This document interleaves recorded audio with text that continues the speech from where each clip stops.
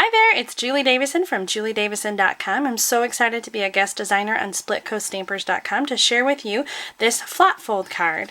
So I originally got this card as a swap, and I've been making it over and over again the last couple years. I just love the fun fold, and I know that you will too.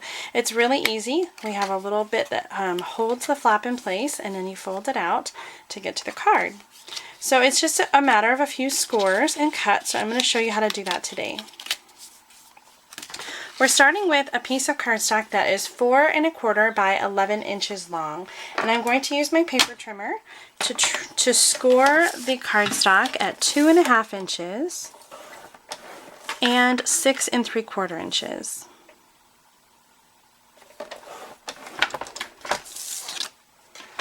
I like a bit of a decorative edge, so on the shorter segment, I'm going to use my scallop edge border punch to punch a decorative border.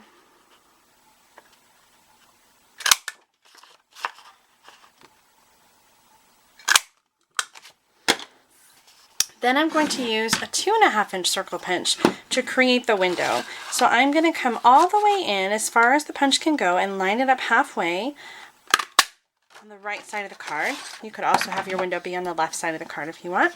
Now I'm going to fold on the score lines.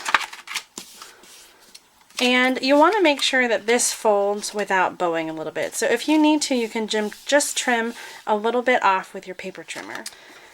Now we're going to use or decorate our card. So I've got some pieces done over here. This is a 4x4 piece of designer paper. I use the cherry on top paper from Stampin Up, and that's going to go on the front flap. So we're going to use some adhesive on the back. And I lined it up right with the top.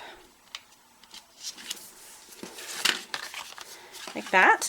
Then for the embellishment, I used a variety of pieces. I used the 2 3/8 inch scallop punch, a 1 3/4 inch circle punch, a scrap of Bermuda Bay cardstock for the cupcake, and then I used the tree builder punch from Stampin' Up to make the cupcake top. This is the same paper, just the back side that I used for the bottom of the card. Little small heart there. And then I also used the 1 inch circle punch and stamped the candle and colored it in. All of the stamps are from the Sprinkles of Life stamp set from Stampin' Up. I love this new stamp set. And so all I did was just layer those together with some Stampin' Dimensionals on the back, and I'm going to glue that now on the front of the card. So instead of trying to guess where the adhesive should go in the circle, I'm going to just add the adhesive right there in the little opening and stick the circle down. While I'm gluing things down, I'm going to go ahead and add this part in the middle. And again, to avoid the window, I'm just going to put the adhesive down on the card itself. So the white cardstock that I'm using is 3 3/4 inch by 3 3/4 inch. So a little bit smaller than the designer paper on the outside. And I added a little 1 inch by 3 3/4, or 1 inch by 1 inch by 3 3/4 inch at the bottom of that white cardstock. Now we're going to add the 1 inch circle punch with the candle, and I have a Stampin' Dimensional at the bottom, not at the top, because the top of that circle is going to be what holds the flap in place. So this can tuck in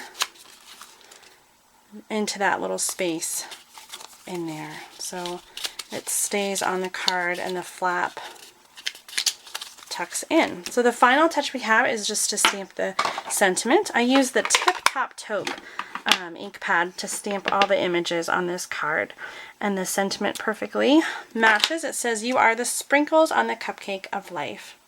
There you go. I hope that you like the flip flap card and that you'll give it a try at home.